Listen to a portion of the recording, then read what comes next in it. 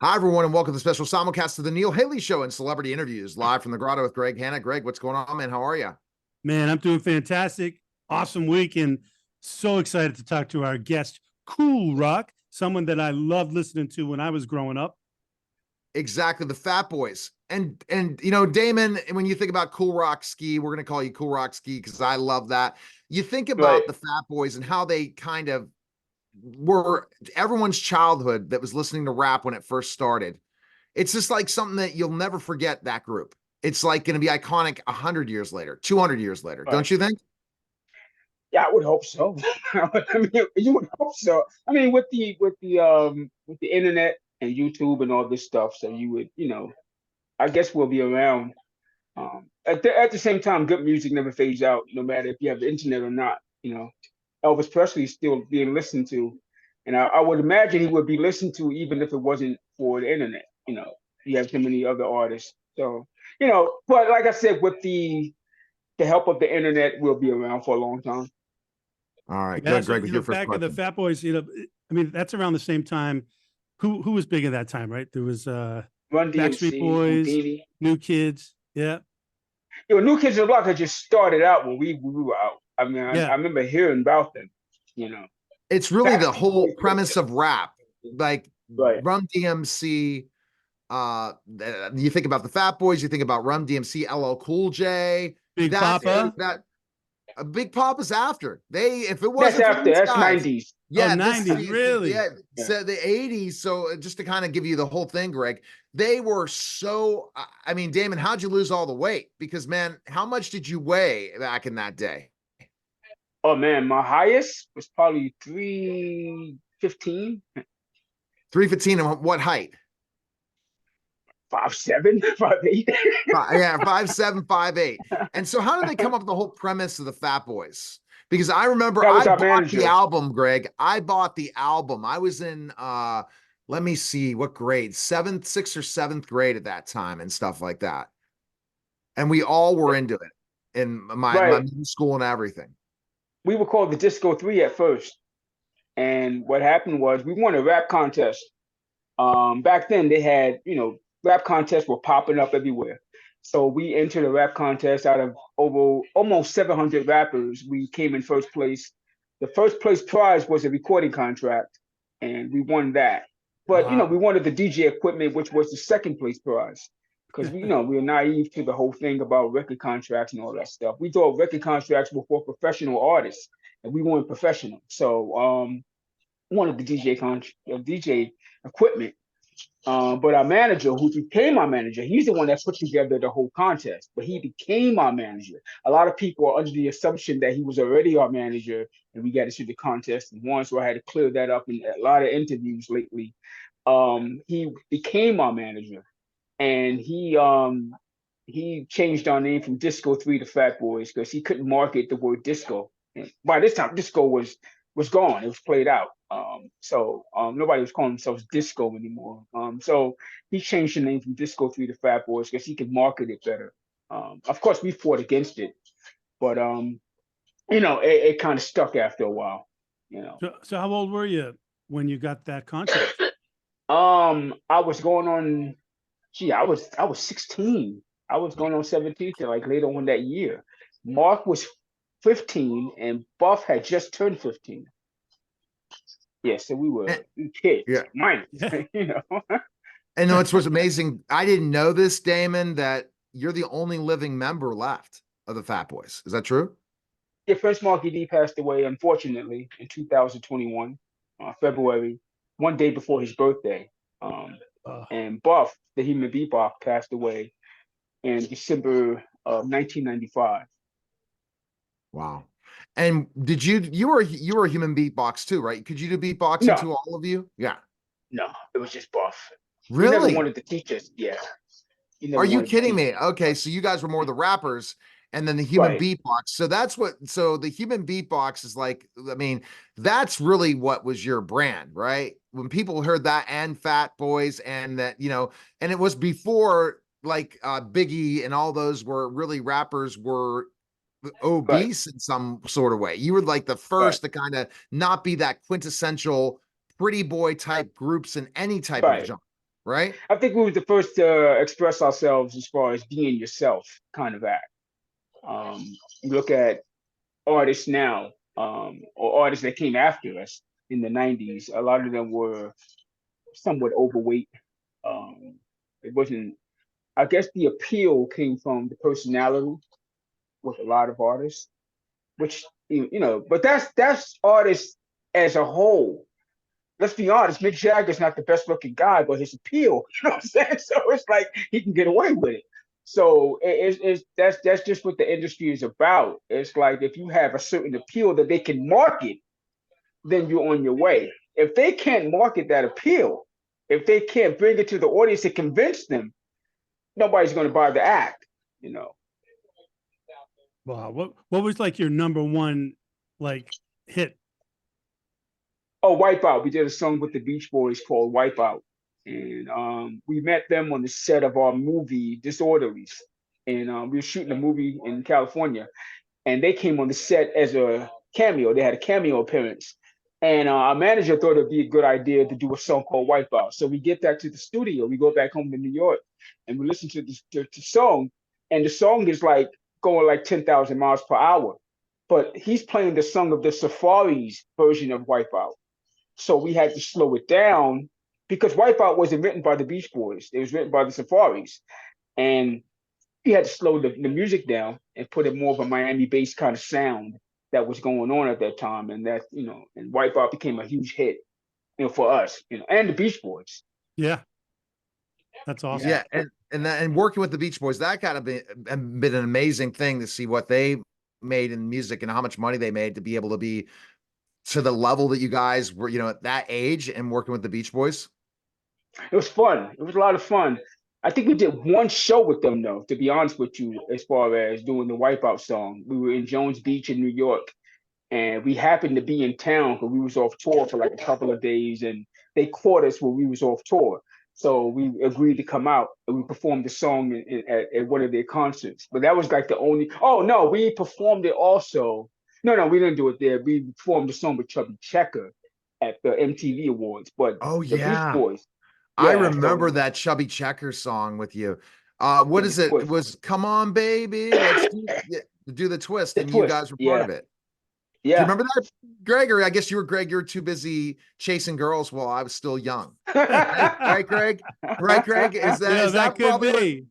I mean, because I think so Greg is 10 years older, or how many years older than me, Greg? I'm 51. Yeah, something like that. Yeah, 10 years. Yeah. So yeah, he was busy. beyond it. So we got a difference in things. When I'm talking about, let's see, if I'm 51, Damon, let's think about this. When it was big, I was probably 10, 11 years old, right? About around that. Yeah. So I I was there remember about 11. all that time. Yeah, no doubt, for sure. Yeah. Greg, what else you like? So isn't that interesting? But I mean, it was a brand. I think it showed a brand that if you could be like everyone could think they could be the Fat Boys. That's what made it Right. big, Greg.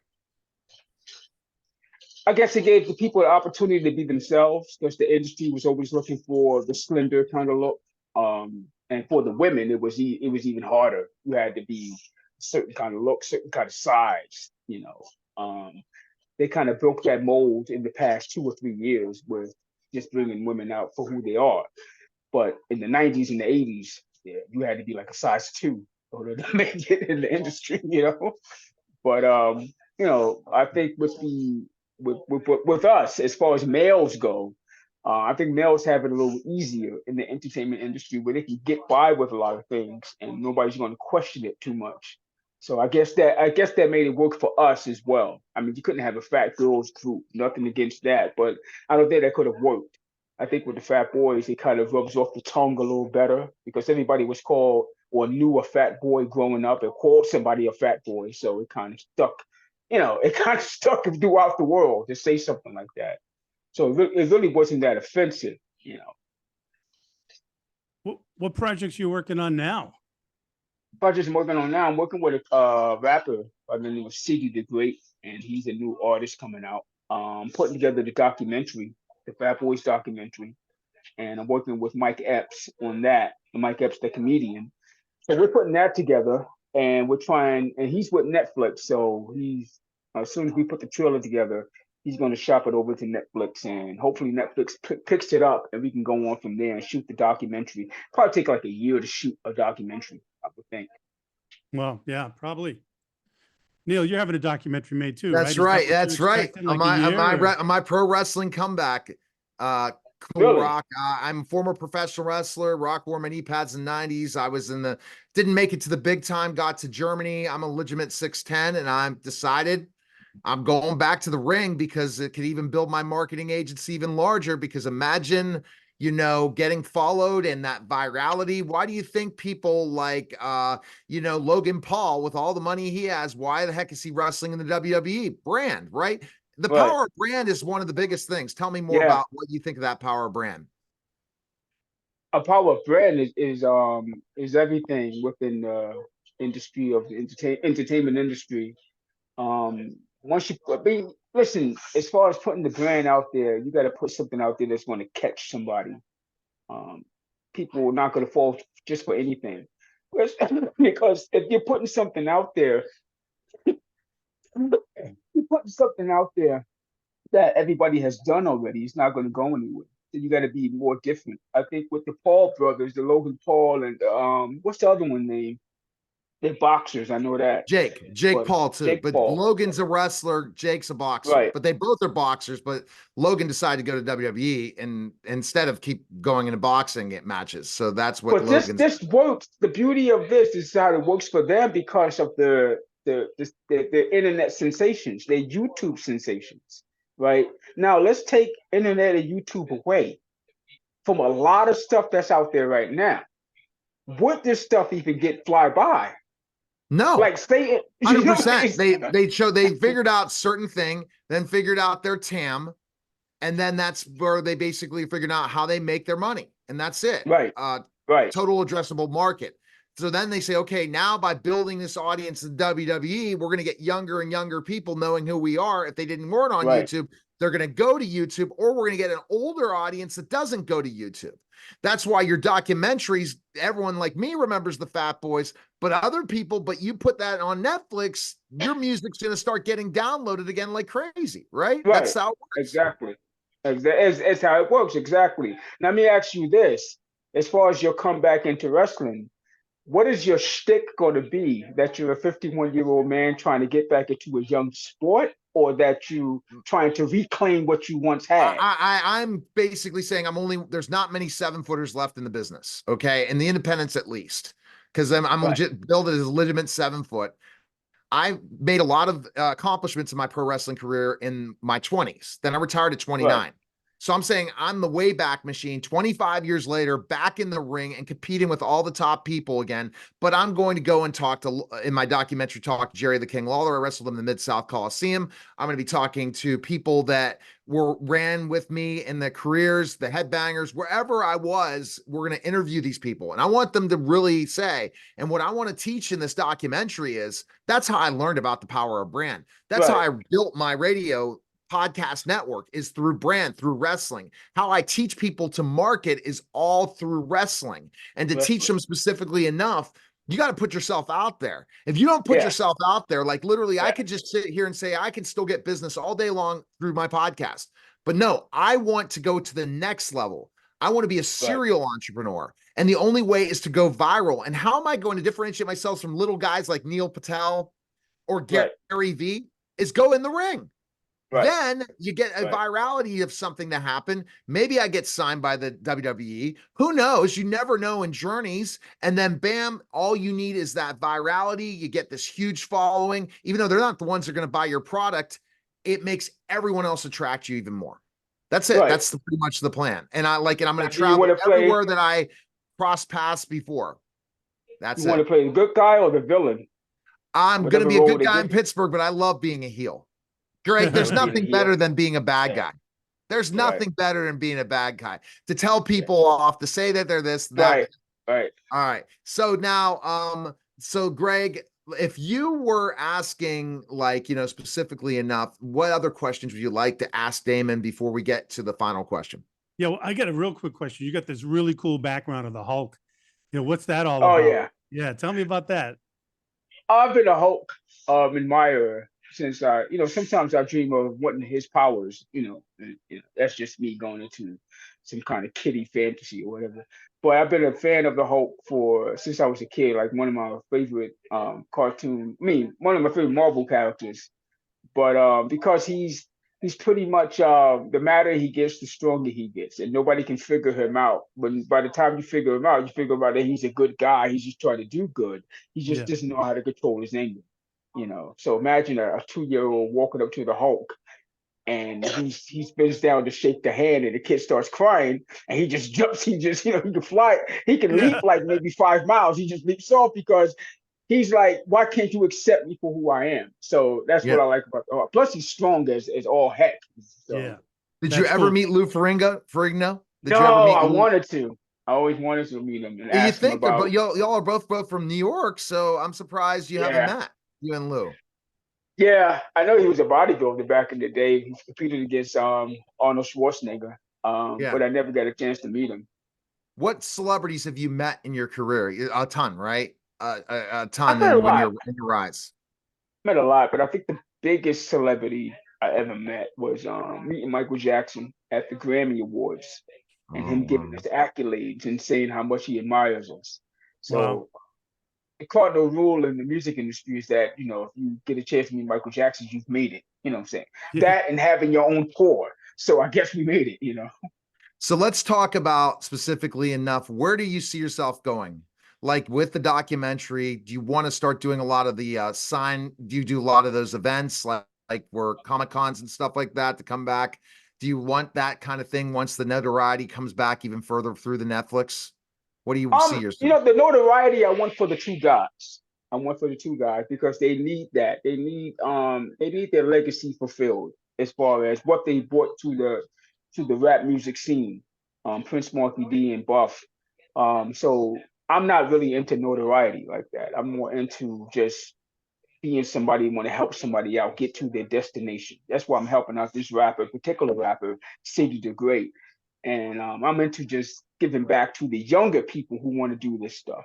But as far as the notoriety, if it gets to the point where the documentary is huge and it's getting, I'd rather do this from home and do interviews than to be on a set somewhere, and doing it. I'm not really into that Not line. you I not into was the into autograph signing thing and all that? Have you ever been asked to go do I'm, those? I'm into I'm into talking to fans who know about the history of the group.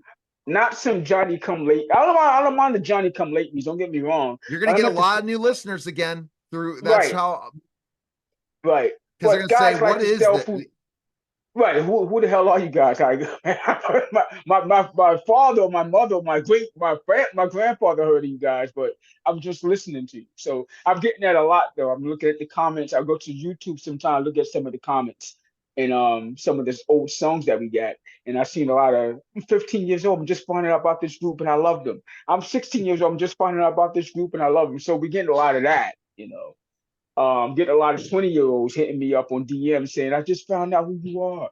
I can't believe I'm talking, that kind of stuff. So it's not just a late 40s to 50-year-old, 50-year-old thing that knows us. It's like the younger people are starting to know us. exactly?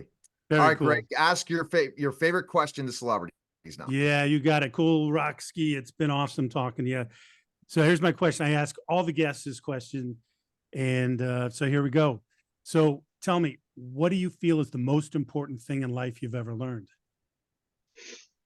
Oh man, the most important thing in life I ever learned is to cherish the people around you that honestly love you because they're not going to be there after all. They get up and leave at any time.